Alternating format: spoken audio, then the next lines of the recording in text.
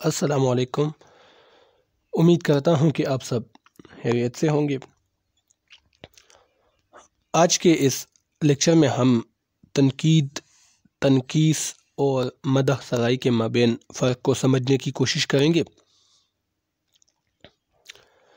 بعض اوقات کم علمی کی بنا پر ہم تنقید کو تنقیص کہتے ہیں یا تنقیص کو ہم تنقید کہتے ہیں۔ یہ دو الگ ٹرمینالوجیز ہیں اور اس میں فرق ہیں۔ آج اس فرق کو ہم سمجھنے کی کوشش کرتے ہیں۔ تنقید، اس پر میرا لیکچر آلریڈی موجود ہے، اس پر بہت کچھ لکھا بھی گیا ہے۔ تنقید اچھائیوں اور برائیوں کو الگ الگ کرنے کو کہتے ہیں۔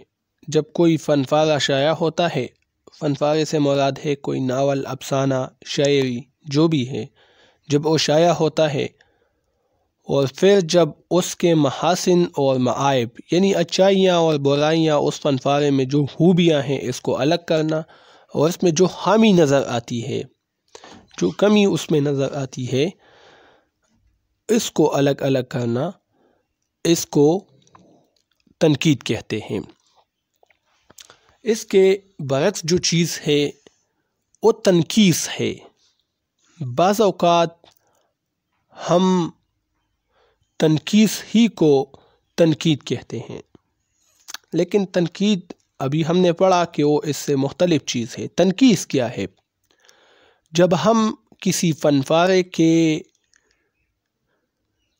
محاسن کو، اچھائیوں کو نظر انداز کر کے صرف اس کی خامیوں کو، اس میں موجود کمیوں کو بیان کرتے ہیں تو اس کو تنقیص کہتے ہیں۔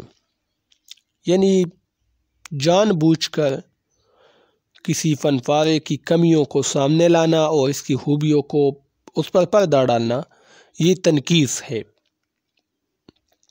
اس کے علاوہ جو چیز ہے وہ مدح سرائی ہے۔ مدح سرائی اور تنقیص ایک دوسرے کے الٹ ہیں۔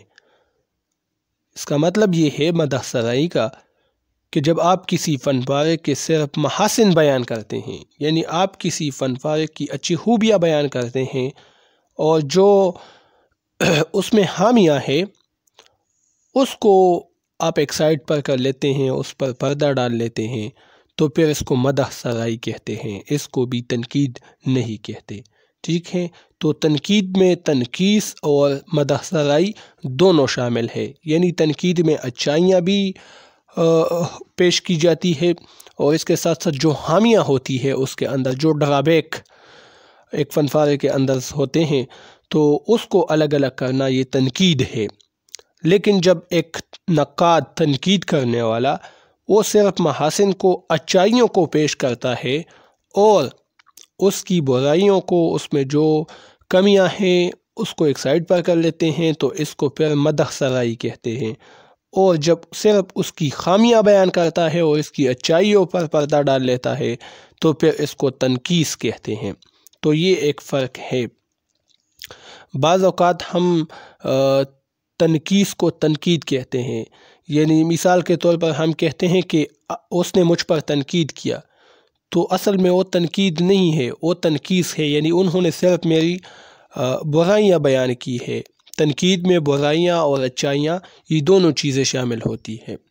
تو یہ ایک مختصر لیکچر تھا اور میں امید کرتا ہوں کہ اس تینوں کے درمیان جو اصطلاحات ہیں اس کو آپ سمجھ چکے ہوں گے۔